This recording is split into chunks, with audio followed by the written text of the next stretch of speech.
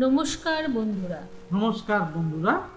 আজ বৃষ্টির দিনে বাইরে ঝমঝম করে বৃষ্টি পড়ছে। আমরা দুজনে, আমি আর্টফুল সুতপা আর আমি হলাম আর্টফুল উমেশ। আজ আমরা এসেছি মেটক্যাফ হল দেখতে। এই মেটক্যাফ হলটি তৈরি করা হয়েছিল স্যার চার্লস থিওফিয়াস মেটক্যাফের স্মরণে। উনি ভারতের গভর্নর জেনারেল হয়েছিলেন মাত্র 1 বছরের জন্য, 1835 মার্চ থেকে 1836 মার্চ পর্যন্ত। এই একটি বছরেই স্যার চার্লস মেটক্যাফ কি এমন কাজ করে ফেলল যে তার স্মৃতিতে এত বড় একটি হল তৈরি করা হলো। সব কিছু জানাবো আপনাদের আমাদের এই ভিডিওতেই বলবো স্যার চার্লস মেটক্যাফের জীবন সম্বন্ধে।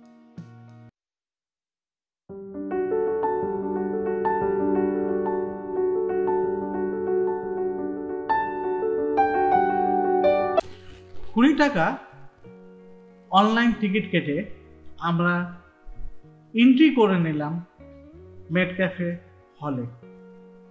এই হলটির যে ডিজাইনটা অ্যাথেন্সের টেম্পল অফ দি উইন্ডসের পোর্টিকোর অনুসরণে তৈরি করা হয়েছিল। আর আমরা ঢুকতেই বাঙালির ঐতিহ্য আলপনা দেখতে পেলাম।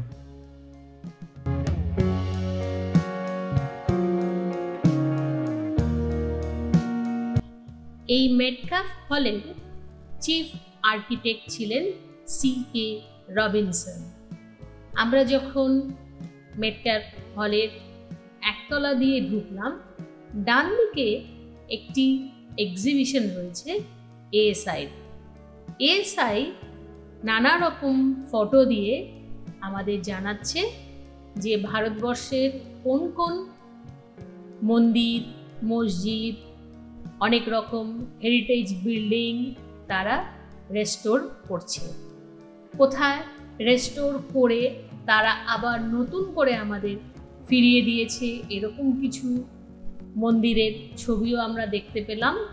আবার অনেক পুরনো বিল্ডিং যেখানে আর্কিওলজিক্যাল সার্ভে অফ ইন্ডিয়া রেস্টোরেশনের কাজ এখন চালাচ্ছে।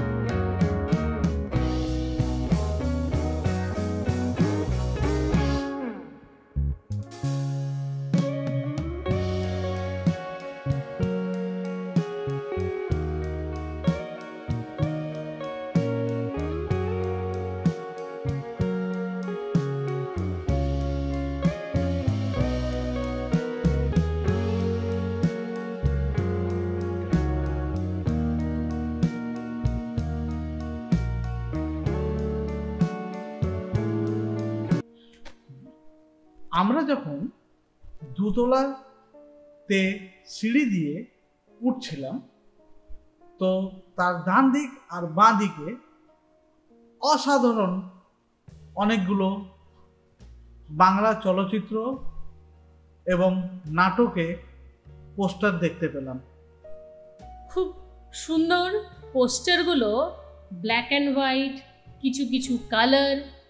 সত্যজিৎ রায়ের পথের পাঁচালী কোথাও রয়েছে, মৃণাল সেনের ছবি কোথাও রয়েছে, হিন্দি সিনেমার কিছু পোস্টার আর কিছু কালোজয়ী বাংলা নাটকের পোস্টারও আমরা দেখতে পেলাম।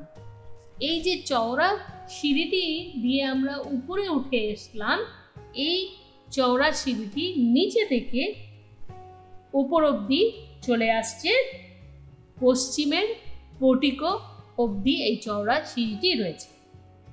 আর পূর্ব দিকের প্রবেশের মুখে রয়েছে একটি Dhaka portico.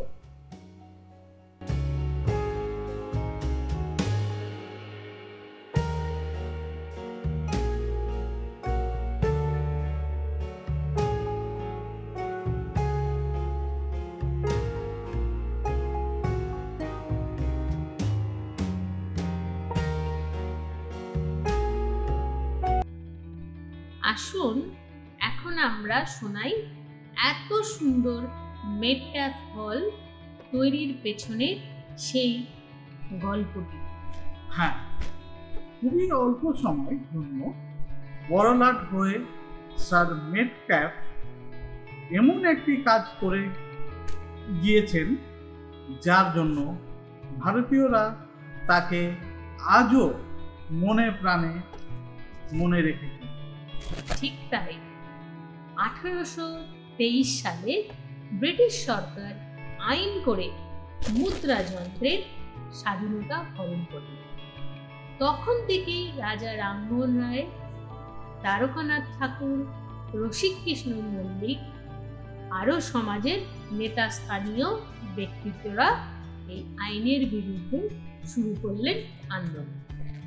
Sir Metcalfe governor হয়ে যখন আসলেন তখনই উনি ডিসিশন নিলেন এই আইনটি তুলে দেবেন। কলকাতার ইংরেজরা, বাঙালি নেতারা তার এই সিদ্ধান্তের জন্য তাকে অভিনন্দন পত্র পাঠিয়েছিলেন। 1835-এর 3রা আগস্ট স্যার মেটক্যাফ আইন করে সংবাদপত্রের স্বাধীনতা ঘোষণা করলেন। কলকাতা কখনো গুণীর গুণ স্বীকার করতে কার্পণ্য করেনি। স্যার মেটক্যাফের স্মৃতির রক্ষার উদ্দেশ্যে কলকাতার জনগণ নিজেরা চাঁদা তুলে এত সুন্দর একটি হল নির্মাণ করলেন।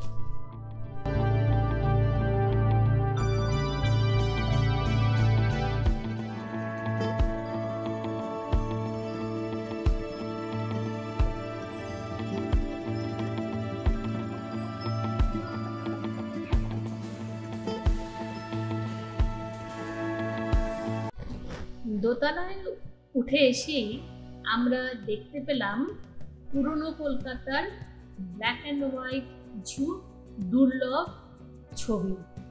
তবে যখন মেটক্যাফ হল তৈরি হয় তখন কিন্তু এটি অন্য কাজে ব্যবহার হতো। হ্যাঁ, একদম ঠিক। স্যার মেটক্যাফ বই পড়তে খুব ভালোবাসতেন। মেটক্যাফ হলের তৈরি পরে একতলা agriculture and horticulture society, museum and community room, আর দোতলা ছিল একটি পাবলিক লাইব্রেরি। এই এগ্রিকালচারাল অ্যান্ড হর্টিকালচারাল সোসাইটি আর পাবলিক লাইব্রেরি মেটক্যাফ খুবই ভালোবাসতেন। তাই এই লাইব্রেরিটি তৈরি হয়। পরে এই লাইব্রেরিটির নাম হলো imperial library.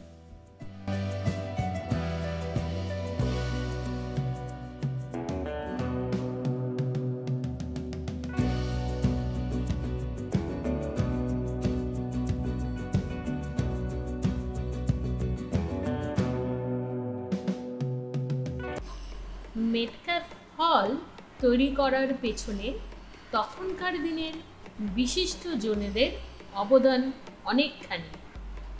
Agricultural and horticultural society প্রায় 10,000 টাকা দান করেছিলেন। মুক্ত হস্তে দান করেছিল প্রিন্স দ্বারকানাথ ঠাকুর, তার সঙ্গে বাবু রাজচন্দ্র দাস, এরকম আরও অনেক বিশিষ্ট নেতাস্থানীয় ব্যক্তিত্বরা।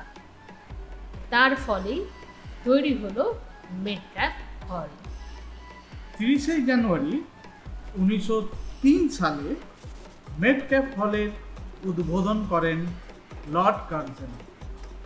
আমরা এখন যে গ্যালারিটা দেখছি এখানে রয়েছে পুরনো কলকাতার কিছু বিখ্যাত হেরিটেজ বিল্ডিংয়ের ব্ল্যাক অ্যান্ড হোয়াইট ছবির একটি কোলাজ। অবাক লাগছে দেখতে, তখনকার সময় গ্র্যান্ড হোটেল আর আপনার প্রত্যেকের প্রিয় সেই ডালহাউসি চত্বর।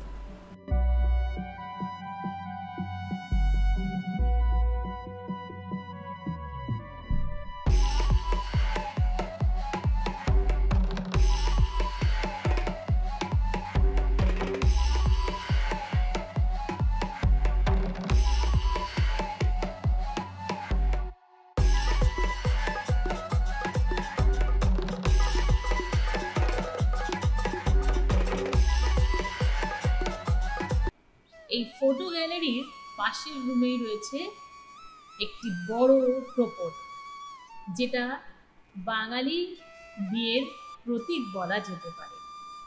এই ঘরটাতেই সাজানো রয়েছে বাঙালি বিয়ের কিছু সরঞ্জাম নিয়ে। বড় একটা টোপর, তার সঙ্গে রয়েছে কলা গাছ, গাছ কৌটো, আর বাঙালি বিয়েতে যেসব সরঞ্জাম লাগে প্রত্যেকটি দিয়ে সাজানো রয়েছে এই ঘরটিতে। এখানেই দেখাচ্ছে বাঙালি বলতে পারি কালচার।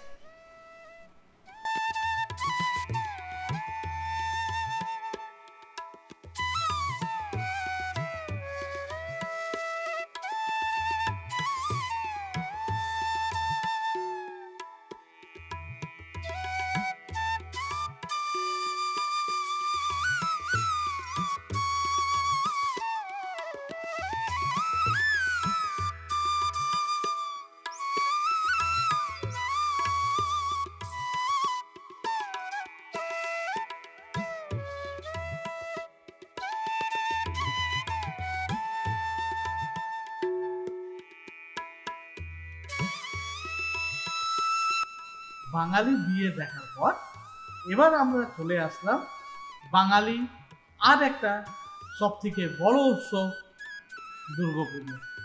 এটা হলো দুর্গাপুজোর মূর্তি। এরপরে আমরা চলে যাব বাঙালি বাবুয়ানা গ্যালারিতে। এই গ্যালারিতে দেখুন কি সুন্দর সুন্দর তখনকার দিনের বাবুয়ানার সব ফটোগ্রাফি করা আছে। মিষ্টি থেকে আরম্ভ করে রিক্সা, তার সঙ্গে আমাদের সেই পরিচিত কফি হাউসও রয়েছে।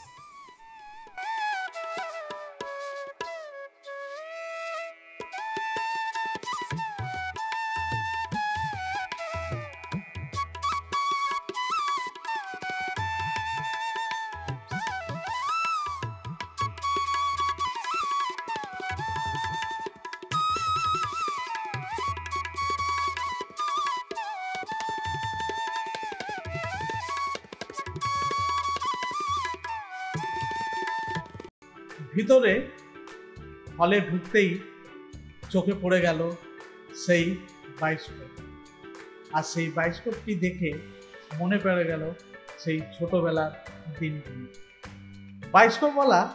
বায়োস্কোপটা নিয়ে তার নিচে একটা স্ট্যান্ড থাকতো, আর স্ট্যান্ডের উপরে এই বায়োস্কোপটা রেখে বাচ্চারা এই কোপ দিয়ে দুটো হাত সাইডে রেখে বায়োস্কোপটা দেখত, আর উপরে গ্রামাফোন রেকর্ড চলতো।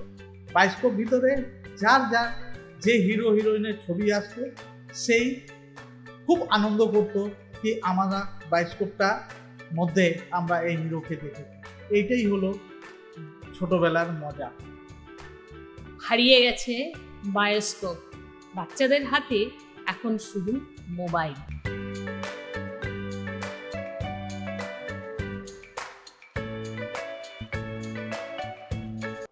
এবার আমরা এসেছি এই হলের আরেকটি সুন্দর গ্যালারিতে।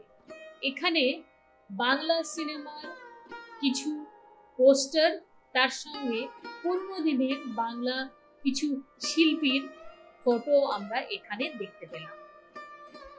আর এবার আমরা দেখতে পেয়েছি আমাদের থেকে হারিয়ে যাওয়া সেই লং প্লেইং রেকর্ড।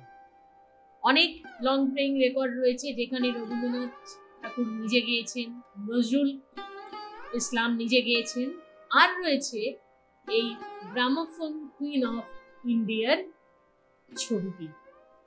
এটি হচ্ছে আর্মেনিয়ান সিঙ্গার বহর জানের ফটো।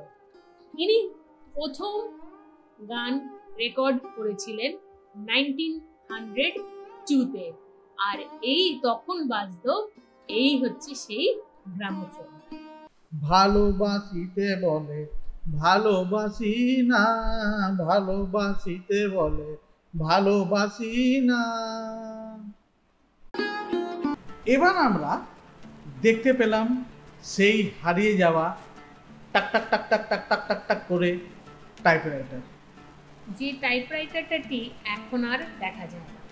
এই টাইপরাইটারে অনেক বিখ্যাত রাইটাররা তাদের রাইটিং করেছেন, সেগুলো মেটক্যাফে হলে সুন্দর করে সাজানো রয়েছে।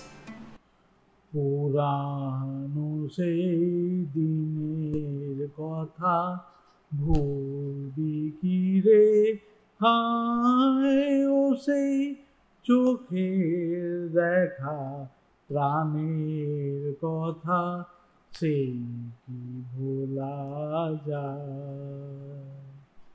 পুরানো সেই দিনের কথা ভুলবি কি রে, হায় ও সেই চোখের দেখা প্রাণের কথা, সেই কি ভোলা যায়। আয় আর একটি বার আয় রে সখা প্রাণের মাঝে, আয় মোরা সুখের দুঃখে কথা কব, প্রাণ জুড়াবে তাই। পুরানো সেই দিনের কথা ভুলবি কি রে, হায় ও সেই চোখের দেখা প্রাণের কথা, সেই কি ভোলা যায়। আমরা যেন পৌঁছে যাচ্ছি সেই পুরাতন কলকাতায়। হয়তো চোখে দেখিনি, কিন্তু এখানকার ফটোগ্রাফি আর প্রেজেন্টেশন আমাদের নিয়ে চলে গেল সেই অজানা অচেনা সময়টিতে। এইভাবে কতটা সময় যে কাটিয়ে ফেললাম মেটক্যাফ হলে, সেটা বলার আর অপেক্ষা নেই। আমরা ওখান থেকে চলে আসলাম আরেকটি গ্যালারিতে। এখানকার ফটোগ্রাফিও দেখতে দেখতে কখন যে 3-4 ঘন্টা কেটে গেল জানতেও পারলাম।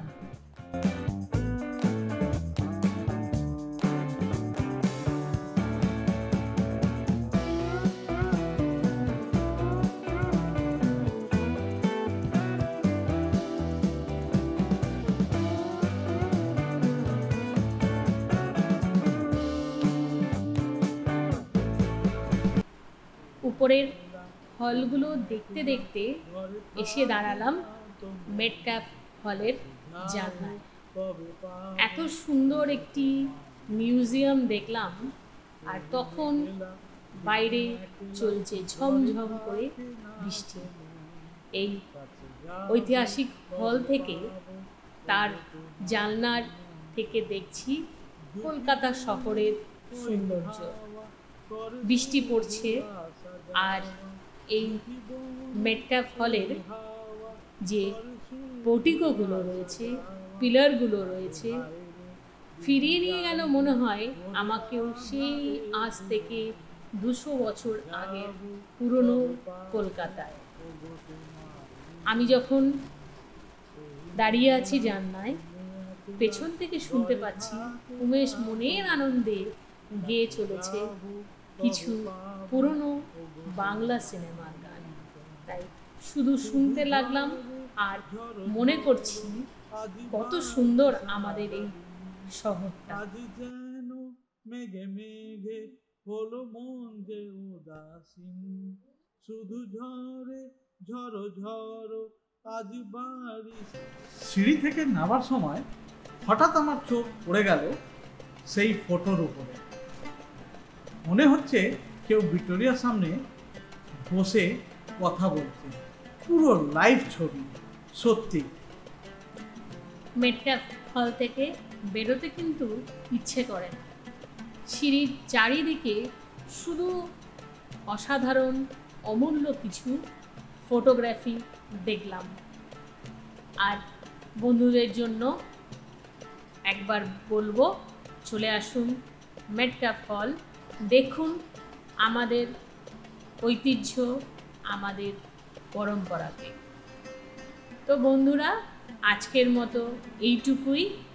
কেমন লাগলো এই মেটক্যাফ হলের সফর আমাদের জানাতে কিন্তু ভুলবেন না। আর যদি আমাদের এই প্রয়াস আপনাদের ভালো লাগে তো অবশ্যই একটি লাইক দেবেন। আর যারা চ্যানেলটিকে সাবস্ক্রাইব করেননি সাবস্ক্রাইব করে নিন আর বেল আইকনটি প্রেস করতে ভুলবেন না। ধন্যবাদ।